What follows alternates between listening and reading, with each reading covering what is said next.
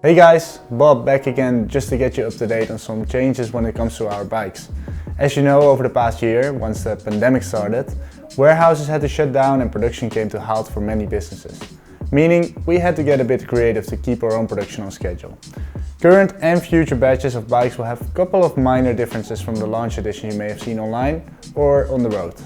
We'll start with the more technical updates. You may have seen that we've switched from Shimano to SRAM when it comes to our 10-speed gearing system. Both great companies offering an amazing product. It just came down to being able to provide large quantities in a certain matter of time so we can get the bikes from production to you. Another minor improvement is the fact that we've added small reinforcement welds towards the front of the frame of the S2 and RX. It's small, but it's there to hopefully add a bit of extra strength upon impact. Finally, we've made an adjustment that is for battery protection, which is also slightly cosmetic.